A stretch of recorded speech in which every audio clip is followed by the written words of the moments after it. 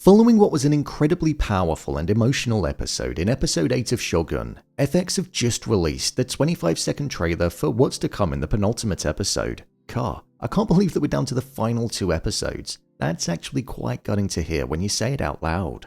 With Mariko being given a secret task from Toranaga in the previous episode and looking like she's heading towards Osaka with Yabushige and John Blackthorne, the next episode, which has the title Crimson Sky, seems like it's going to be one that's all important in determining the fate of Japan and the outcome between Toranaga and Ishido. So let's not wait any longer and let's jump right into the trailer and break down all that there was to take away from it. I'll also be giving my theories and predictions on what I think will happen next. Here is Shogun Episode 9 Trailer Explained.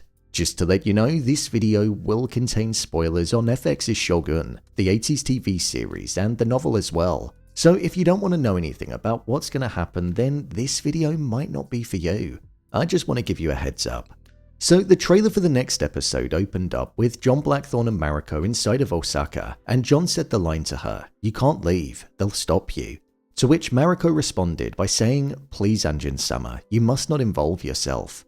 This to me shows that Mariko's part of the plan that she made with Toranaga is taking full priority over her own safety.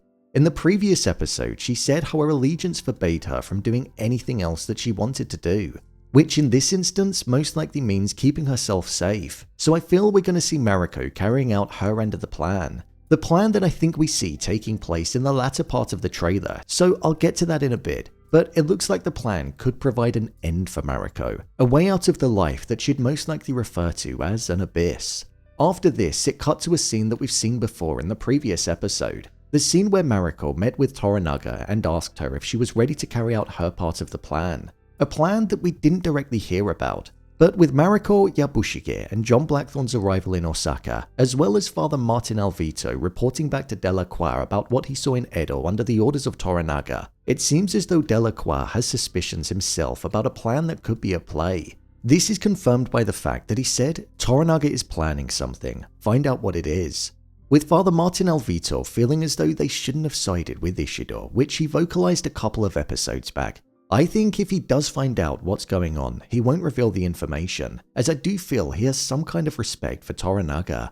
What I find quite funny about this is the fact that Lord Ishido is essentially leading the campaign against Toranaga, yet he's so foolish to believe that Toranaga is just gonna roll over and surrender. He genuinely thinks that he has the upper hand at this point, when it's the complete opposite. Part of that is due to Toranaga's work that he's put into deceiving them, but also Ishido was confident from the beginning of the previous episode once the news of Saeki Nobutatsu's betrayal of his brother was complete. So it really does show just how naive Ishido is and how unfit he is to be leading the council at that moment. He doesn't see what's going on right under his nose, whereas Lady Jin, the owner of the tea house, saw it, and also Delacroix could see it too. After this line was spoken, we saw that it looked like a siege on the castle was going to take place. There were lines thrown over the top with the intention of climbing over the wall and the gates. I'm going to presume that these are men from Toranaga's clan that will look to be getting into Osaka, most likely to retrieve the hostages. Shortly after this, during the night, there was a shot of Yabushige looking as though he was walking in the direction towards where Lord Ishido and Lady Ochiba usually reside. I'm going to presume in this instance that he's most likely going to be informing them of the state of Toranaga and the mindset that he was holding, maybe looking to now fight alongside Ishido. However, I'm hoping that we're going to see some kind of redemption arc with Yabushige. He's a friend of Toranaga, and despite him floating between both sides, it does seem like his loyalty has mainly lied with Lord Toranaga, so I'm hoping there might be some kind of redemption. However, if the previous TV series is anything to go by, it doesn't seem like that's going to be the case. As in the 80s series, Yabu was obviously secretly working with Ishido, as we've seen in this series. And during this moment, Ishido and himself hired a group of ninjas to take out Mariko and John Blackthorne when they were planning on retrieving the hostages that were being kept in Osaka. As well as that, Yabu also killed the official in charge of the castle's defense, something which Toranaga later goes on to disagree with. The fate of Yabushige is sealed in the 80s TV series when Toranaga orders him to commit seppuku and Hiromatsu seconds him. However, with Hiromatsu being dead in the FX version of the show, that's already a major difference between both versions of Shogun, so that doesn't necessarily mean that the same thing will be happening here. So there's still hope for Yabushige to do something good and to not play both sides in the crucial moments. After this, we then got to a part of the trailer where it looked like one of the most important moments in the entirety of the show was going to be happening. We had Mariko aiming to walk outside the gates of Osaka with the family members of the generals and the daimyos that were being held hostage for leverage so that they'd side with Lord Ishido after their release.